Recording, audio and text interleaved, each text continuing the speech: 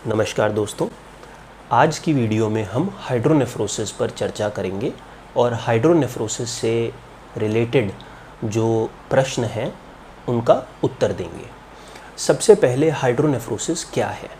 देखिए, हाइड्रोनेफ्रोसिस एक बहुत ही कॉमन बीमारी है जो बच्चों में पाई जाती है। और हाइड्रो मतलब पानी, नेफ्रोसिस मतलब किडनी। तो हाइड्रोनेफ्रोसिस में किडनी में यूरिन इकट्ठा होना शुरू हो जाता है और इससे कई नुकसान हो सकते हैं। हाइड्रोनेफ्रोसिस के क्या कारण होते हैं? देखिए, हाइड्रोनेफ्रोसिस किडनी की ब्लॉकेज की वजह से भी हो सकता है और अन्य कारणों की वजह से भी हो सकता है। ब्लॉकेज ये ना सिर्फ किडनी में बल्कि पूरा पेशाब के रास्ते में कहीं भी हो सकती है। अगर किडनी और यूरेटर के बीच में ब्लॉकेज है तो उसे हम बोलते हैं पीयूजे की बीमारी या पीयूजे ऑब्स्ट्रक्शन। अगर यूरेटर और पेशाब का मसाना यानी कि ब्लैडर के बीच में ऑब्स्ट्रक्शन है तो उसे हम बोलते हैं वीयूजे की बीमारी या वीयूजे का ऑब्स्ट्रक्शन। अगर वो ब्लॉकेज ब्लैडर और यूरेथ्रा, जो कि लड़कों में जनाना का रास्ता होता है, उसके बीच है तो उसको हम बोलते हैं पोस्टीरियर यूरेथ्रल वाल्व यानी वाल्व। ब्लॉकेज के अलावा हाइड्रोनेफ्रोसिस रिफ्लक्स यानी कि जिसमें पेशाब या यूरिन ब्लैडर से किडनी की तरफ वापस आता है, उससे भी हाइड्रोनेफ्रोसिस हो सकता है। और कुछ अन्य अनकॉमन कारण भी होते हैं जिससे हाइड्रोनेफ्रोसिस हो सकता है। तो इससे हाइड्रोनेफ्रोसिस से क्या नुकसान होता है? देखिए, हाइड्रोनेफ्रोसिस जब भी यूरिन किडनी या यूरेटर या ब्लैडर में इकट्ठा होगा तो उससे इन्फेक्शन होंगे। अब ये इन्फेक्शन यानी कि यूटीआई जब होते हैं तो बच्चे को पेन होती है यूरिन करने में, उसको फीवर आता है, बुखार आता है, पेशाब जो है वो सफ़ेद रंग का आता है, उसमें मवाद होती है। और पीयूजे और वीयूआर और पीयूवी तीनों में कभी कभार किडनी के सूजन की वजह से गठान भी हो सकती है। तो ये सारे लक्षण हाइड्रोनेफ्रोसिस में पाए जा सकते हैं। क्या हाइड्रोनेफ्रोसिस की बीमारी जन्मजात बीमारी है या फिर ये पैदा होने के बाद होती है? देखिए, जितने भी कारण अभी हमने हाइड्रोनेफ्रोसिस के बताए हैं उसमें ज़्यादातर जो कारण हैं वो जन्मजात होते हैं। यानी कि जब बच्चा गर्भ अवस्था में होता है, माँ के पेट के अंदर होता है, तो उसकी डेवलपमेंट के दौरान कुछ वेरिएशन आते हैं, कुछ फॉल्ट होते हैं जिस वजह से हाइड्रोनेफ्रोसिस होता है। इसके अलावा कुछ कारण हाइड्रोनेफ्रोसिस के पैदा होने के बाद भी होते हैं, लेकिन ज़्यादातर हाइड्रोनेफ्रोसिस जन्मजात ही होता है। अगर ये जन्मजात बीमारी है तो इसका पता हम पेट में लगा सकते हैं कि नहीं लगा सकते? देखिए, आजकल लेवल 2 अल्ट्रासाउंड जो कि 18 से 20 हफ्ते के दौरान की जाती है जब बच्चा माँ के पेट में होता है, उसमें हाइड्रोनेफ्रोसिस का पता निरंतर लग सकता है। और उसमें हम ये भी पता लगा सकते हैं कि किडनी की अवस्था, यूरेटर की अवस्था और ब्लैडर की अवस्था क्या है, इनमें कितनी सूजन है, कितना नुकसान हो चुका है। तो ये हम पता लगा सकते हैं और इसी के मुताबिक हम ट्रीटमेंट प्लान कर सकते हैं बच्चे के पैदा होने से पहले ही। तो इसीलिए सब पीडियाट्रिक सर्जन्स का मानना यही होता है कि जैसे ही हाइड्रोनेफ्रोसिस पता लगे, अपने गायनेकोलॉजिस्ट से बात करिए और उन्हें बोलिए पीडियाट्रिक सर्जन के रेफरल के लिए, क्योंकि जितना जल्दी पेशेंट हमारे पास आ जाएगा उसी के मुताबिक हम जल्दी ही ट्रीटमेंट प्लान कर सकते हैं।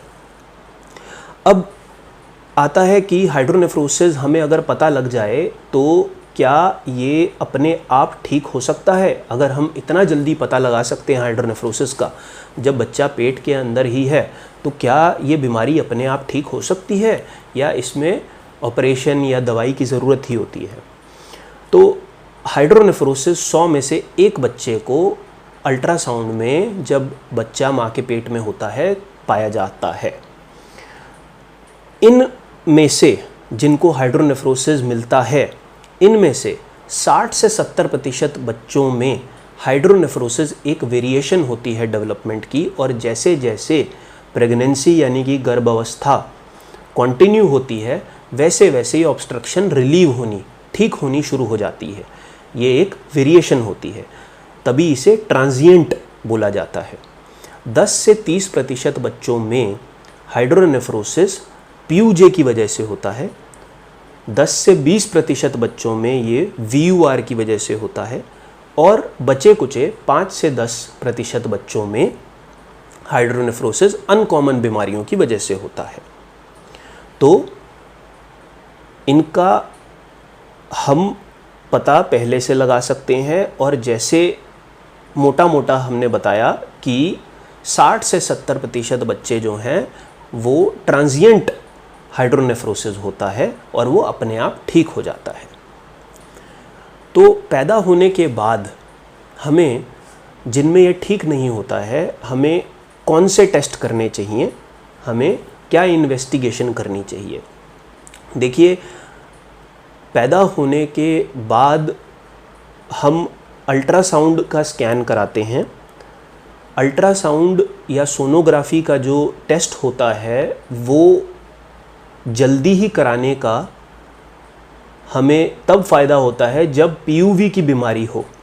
PUV की बीमारी में किडनी को नुकसान होने का चांसेस ज़्यादा और जल्दी होता है, तभी हम उसमें अल्ट्रासाउंड और MCUG का स्कैन यानी कि दवाई डाल के पूरा पेशाब का रास्ता देखने वाला जो स्कैन होता है वो हम जल्दी कराना प्रेफर करते हैं ताकि हम इलाज जल्दी कर सकें। लेकिन प्रोटोकॉल के मुताबिक हम अल्ट्रासाउंड बाकी जो बीमारियां रह जाती हैं, PUJ की बीमारी, VUR की बीमारी, VUJ की बीमारी, इस सब में हम अल्ट्रासाउंड 2 से 3 हफ्ते की उम्र तक डिले कर सकते हैं। जब बच्चा 2 से 3 हफ्ते का हो जाता है तब तक हम इसको डिले कर सकते हैं। इसके अलावा हम और टेस्ट जो कराते हैं उनमें एक यूरिन का एनालिसिस होता है। यूरिन के अंदर रूटीन और माइक्रोस्कोपी क्या है। दूसरा, हम किडनी का फंक्शन कितना है वो देखते हैं। तीसरा, हम EC स्कैन यानी कि RDS का स्कैन जो है वो कराते हैं, जिसमें हमें दोनों किडनी का फंक्शन, ऑब्स्ट्रक्शन है कि नहीं है, वो पता लगता है। तो इसका इलाज हाइड्रोनेफ्रोसिस का कैसे होता है?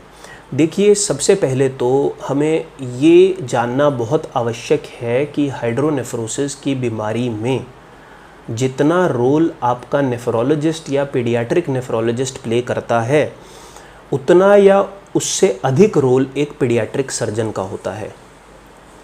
तो ये बीमारियां लाइलाज नहीं होती हैं। PUV की बीमारी, PUJ की बीमारी, VUR की बीमारी, VUJ, ये सारे जो हाइड्रोनेफ्रोसिस के कारण हैं, इन सब में जिन केसेस में किडनी का फंक्शन कम हो रहा है या जिन केसेस में ऑब्स्ट्रक्शन आ रही है, जिन केसेस में पेशाब किडनी की तरफ बहुत ही ज़्यादा बैक मार रहा है यानी कि रिफ्लक्स हो रहा है और किडनी को नुकसान होने के चांसेस हैं, उसमें ऑपरेशन बहुत ही आवश्यक हो जाता है। साइंस इतनी प्रोग्रेस कर गई है कि ये जो ऑपरेशन हैं ये अब की होल सर्जरी से यानी कि लेज़र, जिसे हम आम भाषा में बोलते हैं दूरबीन से किए जा सकते हैं। तो इनके लिए कौन सी सर्जरी करवानी चाहिए?